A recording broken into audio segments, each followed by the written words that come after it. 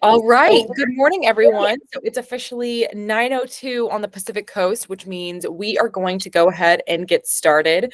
We are talking real estate risk management today. So essentially, in the words of D. Wilmore, it's cover your ass 101, making sure you know what to do, when you need to do it. And so I've got Kathy, our lovely managing broker, here with us today, as well as Dee. Who is also one of our lovely managing brokers, just so you know. And they're going to be talking a little bit more about risk management. And so I will let you go ahead and get started, Kathy, and take it away. Wonderful. Thanks, Hila. So welcome, everyone. So we are going to be talking about the various risks that you face just as a realtor and explore strategies to mitigate them, which will ultimately protect you, your clients, and your transactions. So let's go. So the world of real estate is exciting. You get to connect with people who are buying their dream home or selling to move on to their next chapter, or investing, buying new properties for their portfolios. However, it's important to acknowledge that every transaction has inherent risks. So let's delve deeper into what those risks are. So you face a variety of risks. So let's break it down.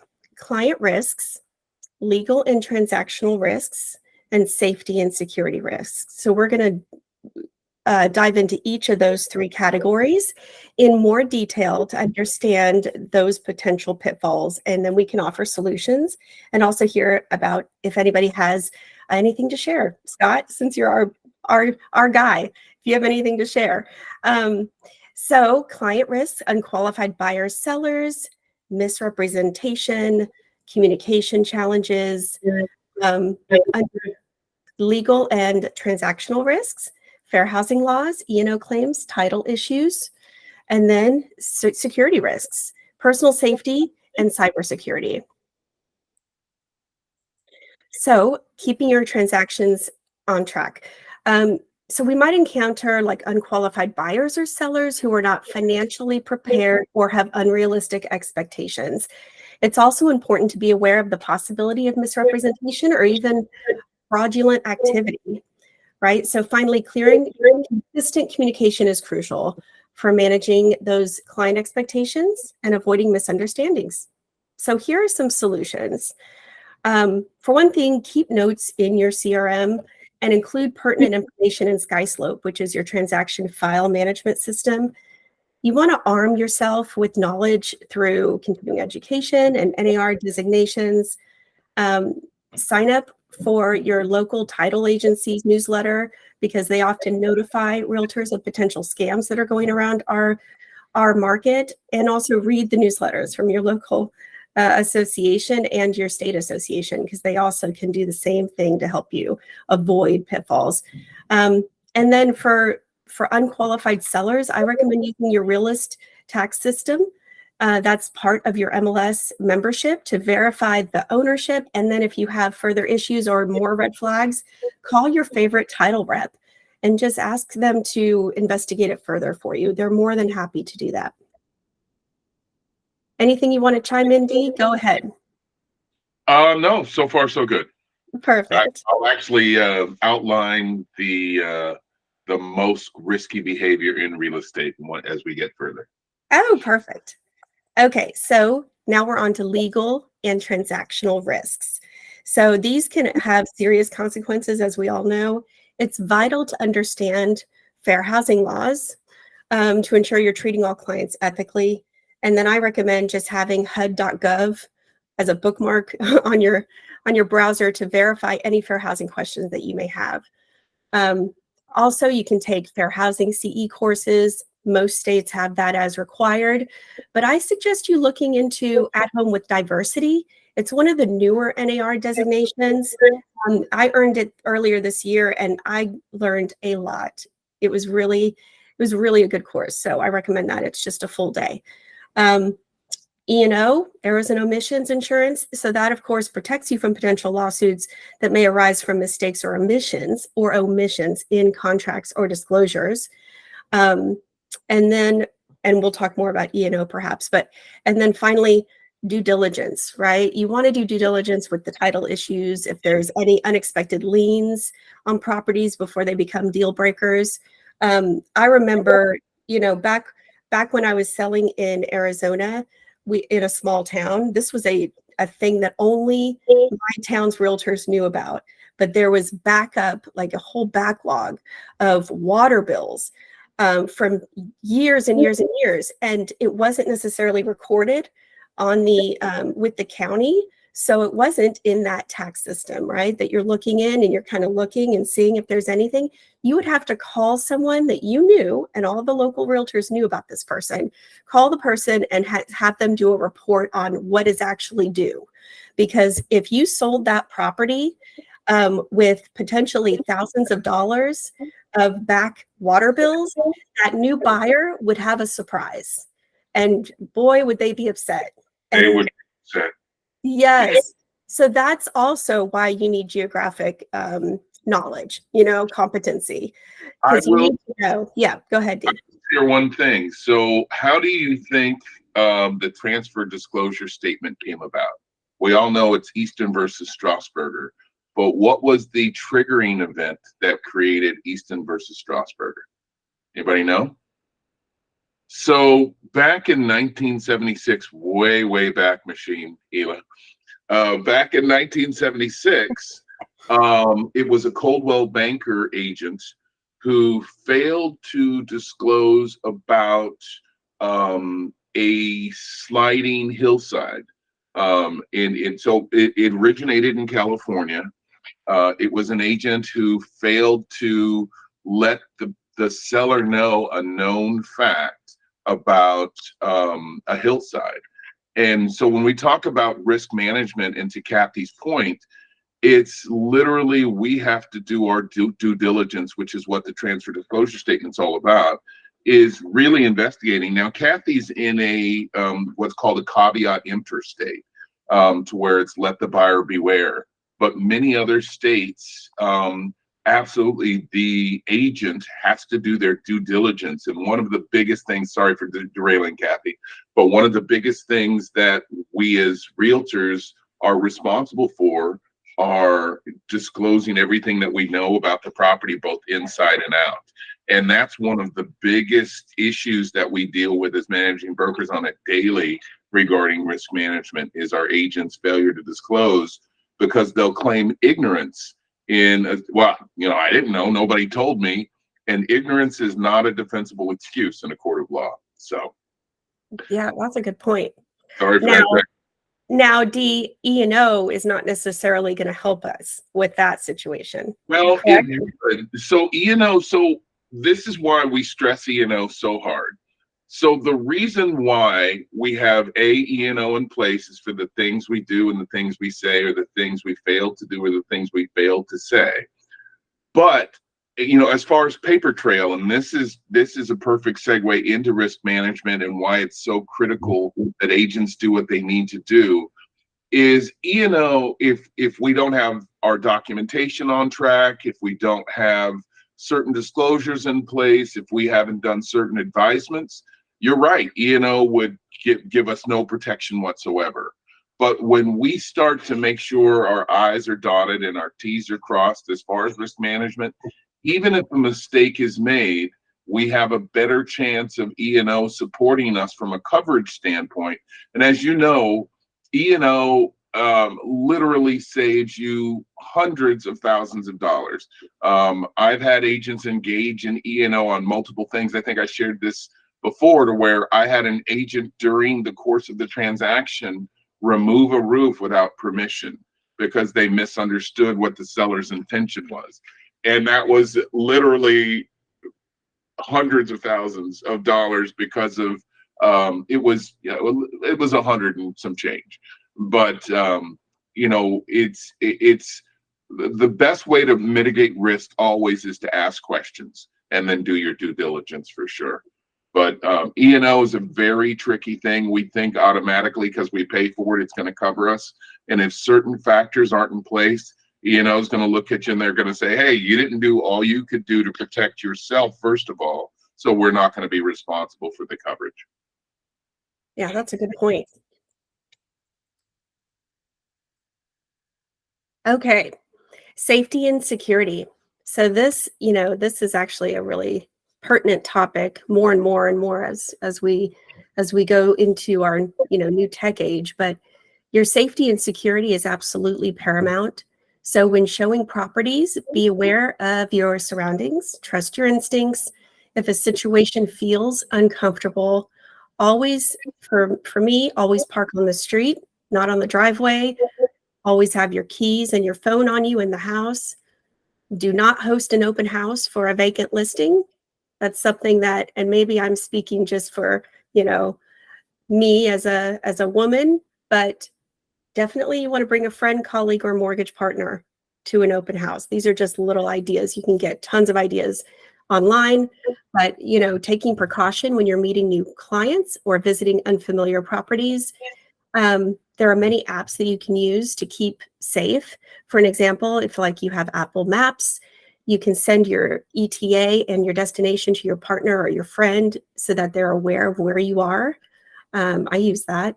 Um, Cybersecurity is also very important. So protecting your client data, you want to use strong passwords to prevent any breaches. I like LifeLock to secure financial data, but I also use like two-factor authorization for logins. I have a cloud-based internet provider at my house, for an example, in my home office that doesn't show my location at all. And before meeting any clients for the first time, I use Forewarn, for an example. Um, you can, a lot of the associations actually have complimentary subscriptions to Forewarn. So I really like it because it's not just about phone numbers. You can also punch in whatever information you have, like their first name, last name, where they're, if they say they're living in the city, put that city down and you can kind of indicate. It's a good idea to just always do that, get into that mode. Dee, if you wanted to chime in, you can. Do you think I covered it? I think you covered it. Just on that home security, Yeah. even though a lot of internet providers already build in some things, these days, particularly when privacy is such a critical issue, what is privacy anymore? Do we really even have it? But as realtors, there's an added layer of protection that we have to provide because we have other people's sensitive information. So it's not just about us. It's about our clients, and we're required to protect our clients even after the transaction's closed. That's one of those fiduciary duties that It we doesn't make. expire, right? Yeah. Yeah, that's really interesting. Something else that I have a friend who's he's an investigator for a police department. And he told me that, when you have your location services turned on your phone, any photo that you take will have the exact location, longitude and latitude of where you took that photo. And so if somebody just sees the info, that info is embedded on that digital print or that digital, image for the life of it. I don't know if you guys knew this, but Yeah. so if yes. And so turning off your location services on your phone is actually a safety precaution, especially if you're putting images on social media. That's really where people can grab your stuff. So that's just a tip. So here's mitigating risks in your business. So we've identified potential risks you face as just a realtor or real estate agent, but now let's explore strategies to mitigate them. So there's three main approaches here: risk avoidance, risk control, and risk transfer. So by implementing these strategies, you can significantly reduce the chances of problems arising during your transactions and protecting yourself, your clients, and your business. So risk avoidance, this is about being proactive. Pre-qualifying buyers up front helps ensure they are financially capable and they are serious contenders. Clear and transparent communication throughout the transaction process is essential for managing those client expectations and avoiding misunderstandings. Utilizing standardized contracts and disclosure forms helps minimize errors and ensures compliance with regulations. So, I'm seeing in my market a lot of investors Well, certainly the construction, like the new builds too. But you're seeing a lot of these non-standardized contracts. They're just they probably put it into, created it in Word and maybe not even with an attorney. And you're looking at this and you're like, gosh, does this protect my client? So if at all possible, try to use a standardized contract and disclosure forms. And that is also one of your value adds, right? As a licensed realtor, I have the permission to use these promulgated forms from Trek, and no one else can use these but a licensed realtor, right? It's just showing how you're protecting your client, and also you're protecting them against future liability. Like, it's not just during the transaction, it's after closing too that things can really pop up and, gee, you didn't tell me that, or boy, I wish I knew that. Like that kind of stuff turns into lawsuits. So risk control strategies. So these focus on minimizing the impact of those potential risks. Having E&O provides a financial safety net in case you're sued. We just talked about that. Thorough due diligence on properties helps identify potential problems before they can derail a deal. And a lot of this comes with just time and practice of knowing what to look out for. Also, if you're new, you want to take those CE courses, take the GRI, just learn about all the potential problems that could come up so you'll be able to spot it. You can develop and implement risk management protocols, like always verifying client identities. I was just talking about that. Following safe showing procedures, that would add another layer of protection. Doing it the same way can also help. Something that I've learned from someone else, one of my peers at Metrotex, the association in Dallas, is that he has a standard operating procedure for working with this client and working with this client and working with this client. And he has it in his, business files. So if he got audited, if there was something that came up, he could say, this is how I operate my business with every single client. It also helps with fair housing stuff. You're treating everyone the same, right? If you just follow this procedure, you're treating everyone the same, boy, protects you. I could go in further with that, but we'll just keep going. Risk transfer strategies. So this involves shifting the financial burden of potential risks to a third party. So typically that's through insurance, like it transfers the financial burden of legal claims to your insurance company.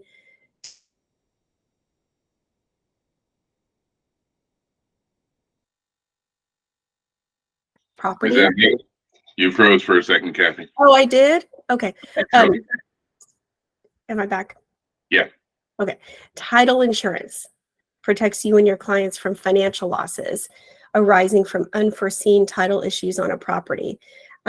We had an agent who, he's no longer with us, but he did this a lot, actually. He was like, oh, I'm okay with not getting title insurance because, this client is an investor and they don't care. But I spoke to this person at length about the issues of not having title insurance. Are you sure? Is that person speaking to an attorney about this? Because we need to make sure that you're protected, because if you can't get title insurance on a property, that could be because there was a hole in the chain of ownership. Right. And boy, could that be a potential issue. It could be an issue 50 years from now, right, Dee? Yeah, for sure. It's a huge issue if you can't trace, the ownership. So, it's not just buying a house needs a lot of work. Like, this is different. This is the ownership chain. Yeah. So, anywho. Fortunately, most lenders will require title insurance. Cash investor. Oh yeah, cash is different. Yeah. Yep. So, okay. So now we are in the open discussion, but I would like to hear if anyone has a situation that maybe made them uncomfortable? Did it make you uncomfortable at a showing or at an open house? Or have you ever encountered a legal issue during a transaction that you were able to mitigate, or real life scenario? Let's talk. Anything? I'm going to put you on the spot, Scott. Okay. Well, actually, I've got a interesting situation that is going on with one of the listings that I took all the way back last October. We first got the listing, and we still haven't been able to list it yet. The situation is it was a trust sale. The brother was the successor trustee to the decedent. We met, signed the listing agreement, got going. 2 days later, when I went back to the house to start doing some inspections for some pre-listing work, there was somebody living in there. And it turned out to be the nephew of the deceased, the nephew, the husband, the deceased husband's nephew, and he was claiming title. So fortunately, I backed away. Well, first thing I did was call the police because I didn't know who, right? And they came and they said, well, the situation is a civil matter. I tried to tell them it was a trespass, but they said, no, it's a civil matter. He's family, blah, blah. And we've been in court ever since, we being the sellers, not me specifically, but yeah, still going back and forth with that. And the first thing I did after I called the police was I contacted the client who lives back east and told him he needs to get an attorney. This is, says you can't just serve him a paper. And I said, well, yeah, I can, but it's not going to do any good. Right? He's going to deal with the eviction. So, I was much bigger than this nephew, so I didn't feel a physical threat at any particular point in time, but it was definitely an interesting situation to come up on what was supposedly an empty house and have somebody inside there. I have a question for you, Scott, on this scenario. Yeah. Is the nephew trying to claim adverse possession? He's actually claiming that he is the beneficiary of a trust that he produced that allegedly superseded the trust that my client has. But when looking at the documents, it was never recorded. Okay. So, and it was done by an attorney down in LA. The property is up here, California. So, yeah, the LA attorney who claimed himself to be the original trustee and, granting the nephew beneficiary rights on their trust. So they've been the first court battle, which is still going on, is the court's determining which trust is the valid trust. So what's that called when what's that action of recording called? Called a cluster. No, that's I'm sorry. That is perfect, Scott. The cluster. Yeah. What was the question again? So that act of recording is called first in time, first in right. Right. And that's where you run into issues. I mean, that's actually a daily risk management issue. That's one of those ones that we see quite often, to be honest. And like, if the nephew was the nephew living in the property? The nephew just years ago, he lived in the property. And then he was asked to leave because he was causing trouble for the couple. It was his uncle, and his uncle had remarried. Got it. Okay. Long time ago, right? So he's blood related to the husband, not the wife. Husband died. Nephew acted insane, causing his step aunt a whole lot of trouble. She got him to finally leave, and then a couple of years later, she got sick and died. In the meantime, the nephew, after she died, the nephew came back and took over. He did an adverse possession of the house after she died. Got it. Okay. Yeah. So went to court once and never got in the room because they postponed things, but they're eventually, I think our next hearing is mid-June sometime, the 18th. So they're looking to do a quiet title action, right? That's kind of what, yeah, exactly. Yeah. Hopefully that'll happen. It's getting more and more difficult these days. I mean, one thing that we deal with all the time, which is also another risk management issue, is the fact of the unhoused. The proliferation, and I don't see it any more than I've ever seen it. It's about the same in terms of volume, in my opinion. But we're talking about there are more and more people unhoused due to circumstances. So it's very difficult to boot someone out. Is the nephew still living in the property now? Yeah, as of yesterday, when I did a drive-by yesterday, he's still there. I drive by it maybe once or twice a week just to see if there's any physical changes going on that could, add to his cause. But he's not doing anything but just the taxes. squatting. Are the taxes paid? Yep. Who's paying? I don't know if the most recent property taxes are paid, but I think they are. The brother is kind of taking care of all those issues because I actually told him, I said, you got to make sure you keep the taxes paid. Otherwise, if he swoops in and pays taxes, now you really got a mess. Yeah, if he swoops in and pays taxes, it's kind of a bend over moment for sure. Yeah. So fortunately, the guy was, and he happens to work for the federal government, but I had to control. Quiet. My dog's arguing with me. The client, at first he was, well, I work for the federal government, so this will be a breeze. I can, we got no problem with this, that, the other thing. I'm like, no, you need to get yourself a qualified California real estate attorney, and get set up with that because we're going to have some issues. And sure enough, so we've been dealing with that. That's along with your title officer, your escrow officer that you got trusted, and your loan officers that you like to work with. Yeah. You also want to deal with.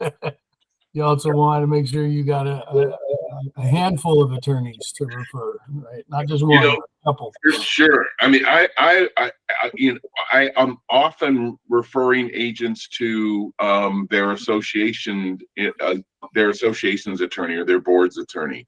I mean, those guys are invaluable, and lots of agents don't realize if you engage the attorney first, it blocks out the other side from utilizing or recognizing that attorney. And I know most agents or a lot of agents have RERM or some product like that, something similar too. But what blows my mind to this very day, and we can all acknowledge this is a very complex business, is the amount of agents who try and kind of ride this out on their own. They don't ask for help. They don't disclose what's going on until it's too late.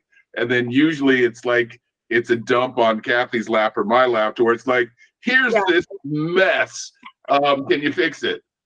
First of all, what is it? And why didn't you call me long before it happened? Yeah. Right. Exactly.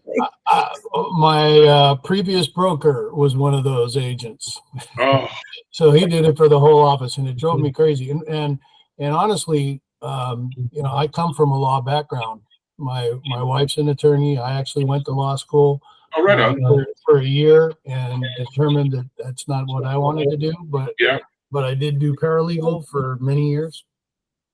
So this other broker, as soon as I came into the office, he thought all of his legal problems were solved because he had me in the office, and I constantly telling him, I'm not an attorney. I don't practice law. I'm not even going to give you advice on how to handle this because you're going to blow it. But my advice is get a lawyer. Get a lawyer. Right. Yeah. Always get a lawyer. Always get a lawyer. Right. And I was constantly digging out of battle. I mean, he was always in court. So I'm going to throw this out there. What's the number one risk management issue that brokers deal with on a regular basis? Number one. We have a lot of them inside of our organization. Oh, well, being an MLO and a realtor? No, Scott Oh. just added one to his team. Yep. Oh, I just said the word. Boy, I'd lose as a game host. Teams are literally one of the biggest risk management headaches, primarily because it's an anomalous relationship. It's actually an agreement between two or more independent contractors who basically agree to share compensation. That's really what the definition of a team is from a real estate perspective. There's no real legal safeguards to a team. So, to have a successful team is usually a very difficult task to accomplish. I mean, the only ones I've seen that are truly super successful are family related, like spouses or something like that, parent, child, because of the dynamics. At some point, somebody's going to feel like they're doing more work than what they're getting compensated for, or they're going to try and work outside of the box. But teams are fraught with issues primarily because the level of supervision changes. So either the team lead or the team partner fails to educate properly. A lot of times brokers tend to take hands off because they're figuring that the team member is being well protected by the team lead. So yeah, I mean, probably 22 to 25% of most risk management issues are centered around teams or team dynamics. That's interesting, Dee. I would also think that, in the state of Texas too, just the very strict supervision of licensees underneath the designated broker also applies to all of the team members, right? It applies to all of the team members, absolutely. Yeah. So that could be just one more layer. Yeah. Yeah, that's interesting. Yeah. Now you just freaked me out. So. Uh-oh. Damn it. I'm building my team. I got to think about my whole new business model now. Well, see, that's about it. I mean, they're giving you layups. So, you want to make sure. That's why the designated broker gives a certain level of authority to their team partners, like your ranch manager, Scott, essentially. Yeah, exactly. So that you can manage your team effectively. It puts some of the liability on your plate, but the designated broker is obviously ultimately culpable. How about coming soon listings? Coming soon listings is another big issue that happens from a compliance and risk management standpoint, particularly now. I mean, we'll talk about this probably more next week when we do the forms. But coming soon listings are a big issue because it violates what's soon to be exiting, but clear cooperation. Coming soon listings, a lot of agents will kind of run the line and they think, well, I'm complying with what I'm lawfully supposed to do, but in the meantime, I'm also marketing this on my own so I can pick up buyers and sellers. So it's it's an interesting process too. Right. That's right. Well, so we're at the end of our slide deck here. So basically, ongoing risk assessment is crucial to your business. So stay updated on market trends, adapt your risk management strategies accordingly, stay abreast of like NAR and continuing education courses that can offer valuable resources to further your knowledge and skills in risk management. And then remember, you're not alone. So network with fellow realtors and build a strong network that can be invaluable when you're navigating all of this. So thank you for your participation in this session, and I hope you found it valuable.